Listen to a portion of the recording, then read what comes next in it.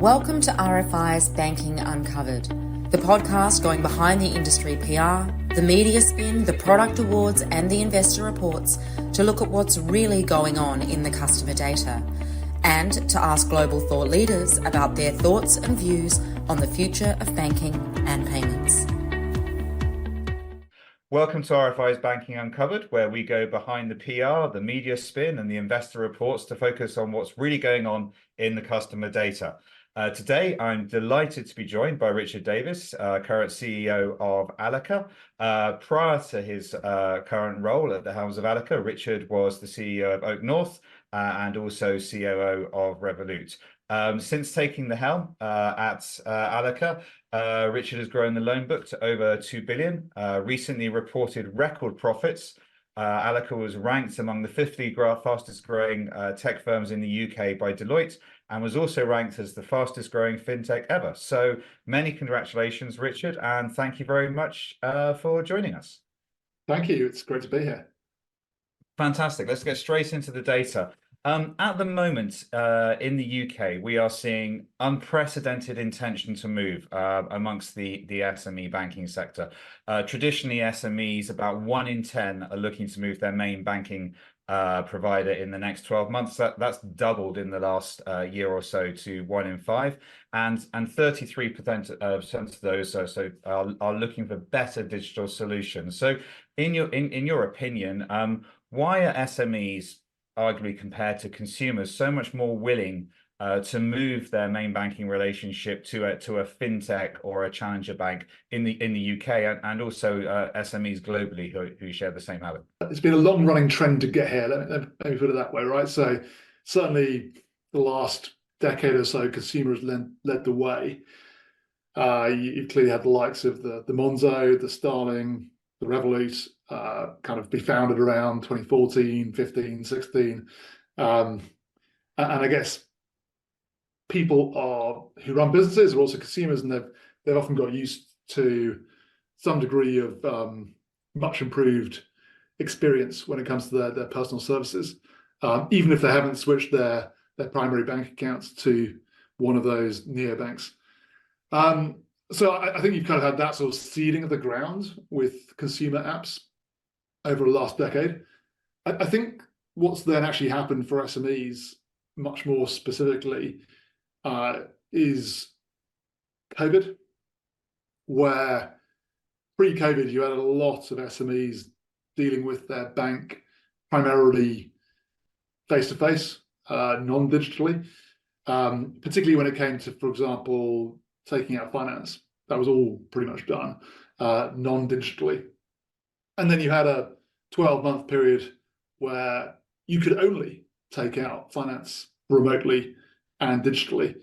And for me, I think that 2020, 2021 period, where there was a huge amount of government-backed lending provided to SMEs, really, I guess, showed how there could be a different way, changed the kind of behavior expectation in the market away from, oh, I'm going to go and visit my bank in branch or office.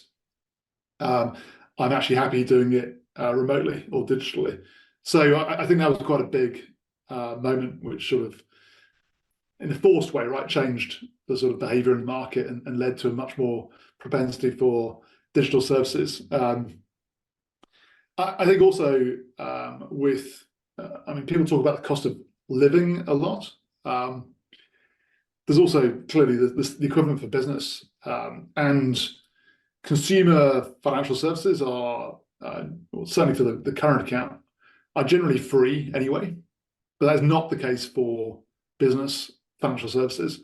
So I think there's also been a bit of a value dimension coming in as well, where business owners hard pressed by labour costs and general inflation are looking for better value across their everything they consume, and that includes banking. And I do think that, unfortunately, most SME banking traditionally offers very poor value to their customers.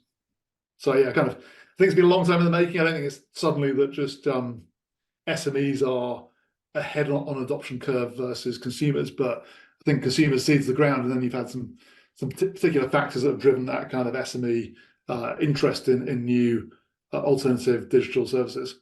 And it's interesting what you mentioned there about value-added services, because we know that amongst SMEs, 3 in 5 are looking for better and more innovative digital solutions. They're dissatisfied with their current provider from perhaps the high street banks. And we know that when they're looking, there's obviously ease, speed, convenience, etc. But just like consumers, but unlike consumers, they're obviously looking for value-added services as well. So things like fraud prevention, accounting software integration. On a survey sample of one, speaking as an SME owner, like accounting software integration is like manna from heaven when you're trying to run a small medium business. So obviously you've got the relationships and partnerships you've just started with Xero and Sage. What are some of the other things you're thinking about from a value-added services, either through partnerships or delivering through your own value proposition in this space?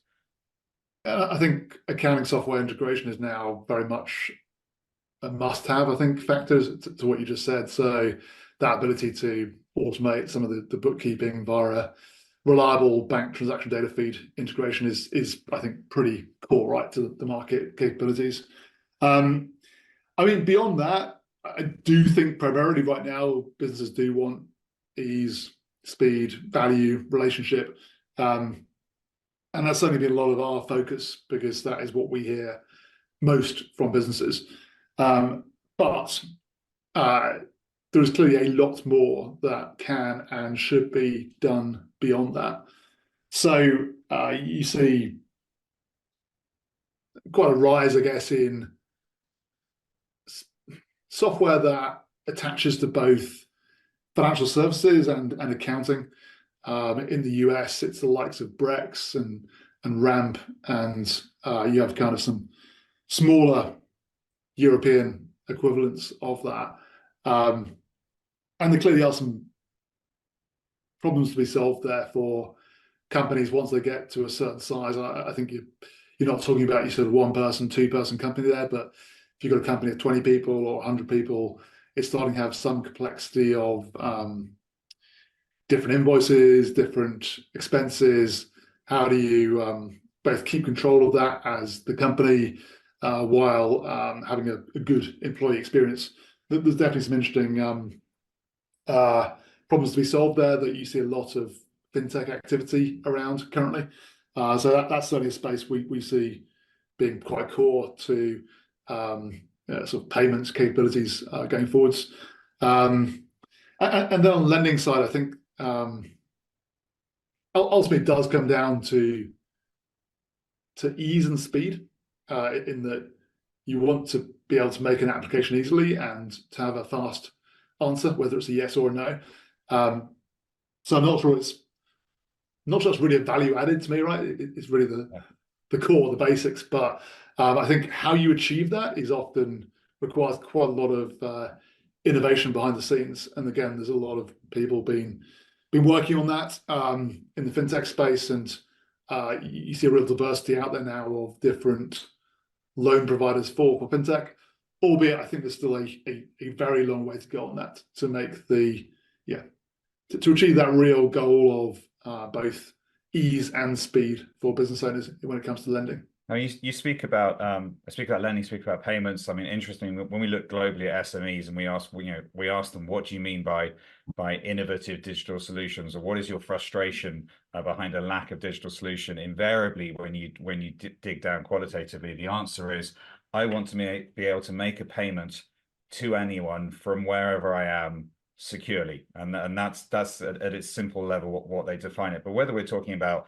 payments, whether we're talking about lending, whether we're talking, as you say, about ease, speed, but the relationship, at the bedrock of all of that is trust, which we've discussed on this podcast before with other founders and CEOs. And trust is defined as, keep my money safe and protect my business's personal data and information. Now, obviously, fintechs, challenger banks have made huge strides in the last 10 years on the trust index, up to about sort of 5.7, 5.8 out of 10. But banks and schemes just behind them sort of kind of sit at the top of the trust perception index with about 7.5 out of 10. So as the CEO of a challenger or a fintech, how can you, and as one with a unique sort of hybrid relationship model, how can you start to build that trust that underpins the payments, the lending, the relationship, and also the speed and ease and convenience that they all want?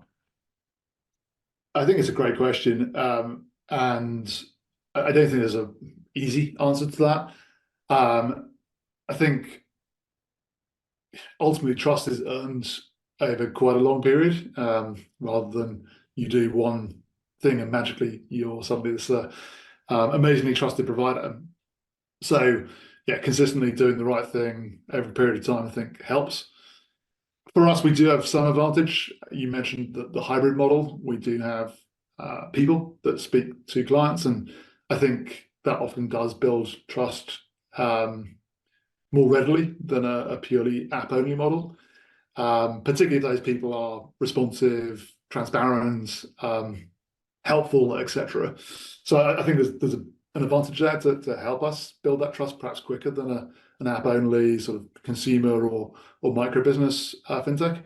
But yeah, I do think it's kind of something that you do over a period of time through actions. I would say beyond that purely actions, that is some role for brand in there. Something we've started to work on quite a bit more recently, really since the autumn, where I think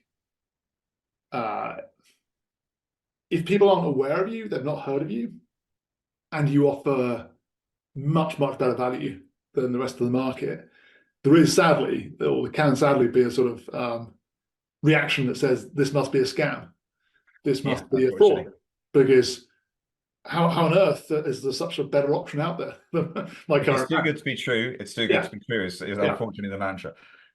And so we sort of, I think within that, rightly or wrongly, there is a thing where you can see in research that if you have a brand out there that people are seeing in multiple places, it can build, I guess, that first level of trust that this isn't just some phishing scam online. I've heard these guys on the radio, and I saw them on TV, and I saw they're sponsoring this accounting event or this entrepreneurs event, and therefore, yeah, it's sort of, this is a real company basically. Which to be honest, it's kind of sad that isn't a thing that you have to work with these days, right? But I think it's true that you've got to get past that first level of, if you're offering a great proposition, people can think it's too good to be true. But yeah, I think beyond that, then it's about what you do, right? Your actions, and I do think having people that can speak to the client can help in that, right, to build that trust a bit quicker. But ultimately, it's a multi-year thing, and not something we sort of take for granted. Yeah, I remember years ago when we were launching in the UK, like just in the financial crisis, and we were offering a complimentary service to try and get people's attention. We literally ran up against if it's too good to be true, it's too good to be true, and that was the end of that, which was baffling and frustrating at the time. And presumably the Great British Savings Squeeze and everything you're doing in that space, that's part of this overall branding, marketing, awareness of who Allica are and what you represent. Yeah, so for those who aren't aware of this, it's a campaign we're running to seek to give or call out the need for much better value on business savings. There's been quite a bit of talk about consumer savings in the UK media, but actually business savings have lagged more than consumer as the central bank rate has gone up. So our calculations are that about £7.5 billion a year of interest that SMEs are missing out on, which is clearly very substantial. So what I love about this, right, is it's both completely inherently aligned with our purpose, which is to give SMEs the banking they deserve, right? And we sort of very much explicitly say that the market doesn't function very well right now. It offers poor value. And so a chance to try and drive that, right? So we offer very much top of market rates. So we're trying to personally drive that. We're trying to call it out and encourage others to offer better. Very much in line with our purpose. And as you say, right, also helps to bring ourselves more on the radar from a brand point of view, because we've got organisations like the Federation of Small Business, the Institute of Directors who've kind of joined our campaign, joined our call for action here. So yeah, it's sort of it's one of those great things where you're hoping to do something right for business owners and right for the economy, while also building awareness of yourself as Allica. So kind of yeah, love that, and yeah, it's a lot of fun actually. It's great trying to be the sort of white knight in the market, right, rather than trying to defend the status quo. It's also it's one of those interesting things that, I mean, it's not just the UK, it's almost every banking market. One of the things that our clients are always looking for in our data is trying to understand, why do SMEs use retail banking products rather than business banking products, and how can we transition them from retail banking to business banking? But having set up SMEs in a number of markets, you can get retail banking products much more easily from a bank, and they're much better than the business banking equivalents, whether it's a credit card, a debit card, a savings account, even the FX rate on your international payments. So the banks are actually disincentivizing you to use the very services that they're setting up, and that's been a conundrum for years. I just wanted to talk a little bit about fraud and cyber security, because obviously fraud is rearing its head, unfortunately, in every market, and there are various solutions, there are various regulations that are changing here in October in the UK. But when you talk to SMEs and you say, who do you think should be in charge of your cyber security? Overwhelmingly in the UK, the answer is my bank. Now that obviously is in some ways intuitive, but in some ways also does sort of provide some cause for concern. So what do you think is going to be the impact? Firstly, how you at Allica dealing with it, and what do you think is going to be on the impacts on the wider SME banking market as fraud increases and SMEs increasingly look to their banks to provide solutions and protection on this? Yeah, and I think, well, maybe you're right when you ask customers, they're not, I think, looking for cybersecurity as a whole, right? I think they're far more look at Microsoft or some of that, where it comes to the sort of software they're using in their wider business. And that can be really important, right? Because let's say you're using legacy software, it's on your own servers in your office, and you get hacked with some ransomware, right? It can shut the entire business down. And so, well, certainly from what I've heard from customers themselves, it's not go and do a better job than Azure on how you do cybersecurity, but it is very much about payments fraud, and so that is a growing concern.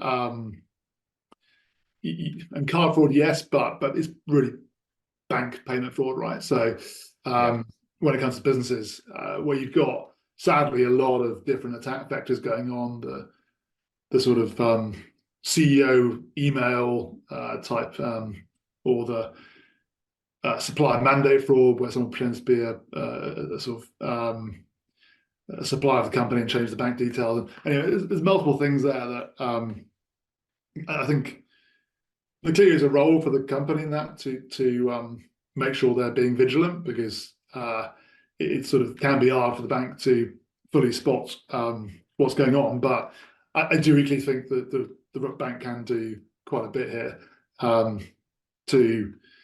And in some ways, it probably is introducing some friction back into the process. So if and it really has to be rules based or potentially machine learning based, where you're starting to prompt back to the customer. Have you thought about this? Did you mean this? And I think right now you see this in banks, it's quite generic. You get kind of you're going to make a payment to a new party, and you get this kind of generic message saying, watch out, could be a scam. Yeah, and a big yellow flashing bulb somewhere on it. Sort of. Slightly wallpaper, and I'm not sure it's really doing the job. But something that is more nuanced and I think is where the future goes here. And I think there's some problems with what the payment systems regulator is proposing around the APP fraud reimbursement, which would kind of be well kind of versed in the industry, right? That it potentially incentivizes more fraud as opposed to actually reducing fraud, which is not a great outcome. But I sort of do like the fact it's making the problem sort of very much front of mind for people, that how do you think about solving this in a smart way, right? And that has to be a whole combination of stuff, be it onboarding and in-life diligence checks on customers, some more friction where appropriate on making certain types of payments, and potentially some enhanced transaction monitoring rule sets that help you hold payments for a little bit of time, if it could be possibly fraudulent, to allow time for that customer to flag it. So anyway, I think there's a kind of a range of stuff here that, if I give credit to PSR, they've kind of driven banks to think harder about than they have ever done before. But equally, the regime and the rules probably are too crude and poorly thought through right now. So there's kind of a need for some change as well before October, in my view. Yeah, I was talking in the last episode to Rupert Lee Brown, the founder and chairman of Caxton's, who was using the analogy of, if your car's stolen, it's not the onus isn't on the car manufacturer because you've parked it somewhere and left it unlocked. And again, saying similar to yourself, it's good to raise it, but there needs to be some more thinking on this. And you mentioned machine learning on this, which is something that we've discussed in previous episodes with other founders and CEOs. So at one end, with generative AI, you've obviously got the customer experience, and you've got Klarna, who are out there in the press. They've replaced 700 call center staff. They've reduced call times from 11 minutes to 2 minutes. They've added 40 million to their bottom line, with generative AI. But pretty much everyone we've spoken to on the series has said they really see generative AI and AI overall as being much more valuable at the back end of the customer experience, in the transaction monitoring, in the fraud prevention, in the payment, in stopping payments fraud, particularly for SME owners, and being able to do that almost in a way that solves the holy grail of providing ease, speed, and convenience, but without creating so much friction from a security point of view that you lose all the ease, speed, and convenience. So when you're thinking about generative AI and machine learning, its impact on the market and on the SME banking sector, within the payment fraud and other areas, how do you see what do you think are some of the more interesting ways that's going to play out over the next 12 to 24 months? Yeah, I think we are very early, right, in the making use of this for advanced use cases. Can it be transformational? 100%. But I do think sort of the hype cycle is currently sort of ahead of the reality. I mean, so my business is quite different to Klarna's, and I guess we always talk about kind of consumer is extremely high volume, quite simple. Yeah. Which is probably the easiest place to start with Gen AI. We are looking at quite a bit of stuff right now. So some of it's sort of, I guess, proprietary, so we're not going to talk to that. What I'll talk to you that's non-proprietary is, because we're looking at third-party solutions as part of it, right, rather than build it ourselves, is around financial crime and how you verify the nature of business of a customer, which is typically something that's done manually, or not done really properly at all. If you're a high volume player, right? But we're not a high volume player. We'd like to have a solution that's sort of largely automated with refer if there's doubt, which is probably a classic case of how to use Gen AI, because there's many places you could go and look for information about a business to verify, is it doing what it's saying it's doing? Is it doing any stuff sort of beneath the surface that's beyond what it said it was doing? And how does that fit against what's legal and what's your own sort of prohibited or high risk financial crime risk appetite? And I guess, just to list some sources, right, there's clearly the whole web. There's social media sites like Meta and LinkedIn. There's media articles, etc. Right? So classic case, I think, for Gen AI to sort of take a very, very large range of unstructured text, primarily text information, to try and filter that back into what the answer you're posing, and then ideally you sort of probably combine that into some sort of wider risk scoring model to produce that sort of, am I happy or not with the output, or do I want an analyst to look at it? So I think kind of one case that we're not building that, right? That's some fintechs building that stuff. We'll likely use that by our API, but I think a great example of where you can use Gen AI to solve something that's traditionally been done by human beings, Google searches, etc. And then, to be honest, done often poorly. I still remember quite vividly, I won't say which bank, but a major bank I was at, which was under a regulatory monitor. And this monitor found a case where it had been onboarded by the company, had been reviewed by a human analyst, and the company was quite clearly dealing drugs based on any sort of reasonable search, but still had been somehow passed by the human analyst, right? Because there's a pharmaceuticals company, and just it was kind of embarrassing, right? When it's like they show you here's 5 things that pretty clearly shows as a drug dealing company, right? How have you classified it as pharmaceuticals via your process? And you're like, you have no answer, right? Because you're as good as that human being that looked at it, who was probably not paid enough money and was probably tired and whatever. Who knows what the circumstances were? But there's kind of a very valuable use case there, right, to improve the both efficiency and accuracy in an automated fashion of these sort of financial crime controls. And over we kind of discussed sort of cybersecurity or security, fraud prevention, payment fraud, the actions of PSR and other regulators. As I said at the start, you're in this fantastic position. You've grown the loan book. You've got record profits. Where do you see the challenges over the next 12 to 24 months? Is it high street banks significantly upping their digital game? Is it new fintechs and challengers? Is it regulators? What do you think is going to be? It's very hard to gaze into a crystal ball, but what do you think is going to be where the near-term challenges are coming from for Allica over the next 12 to 24 months? I think I'd said the same answer 3 years ago, and I'd probably say it in 3 years as well. The problem I continuously care about is, how do we have good quality execution at real speed? So why do I say that? Why does that answer your question? So I am totally convinced that the faster you can go through the cycle of observing something, could be a market trend, could be customer feedback, could be a control issue, working out the options, do nothing, do something, what is that something, decide what to do, and then execute that thing.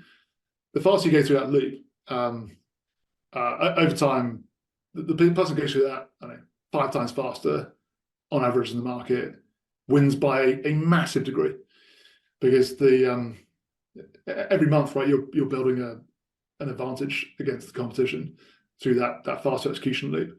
And so the problem I always think about is, and it gets harder as the company gets bigger, right? Because companies naturally slow down as they get bigger. You kind of end up with lots of coordination activity, and if you're not careful, hierarchy and whatever, right? Stuff that slows you down.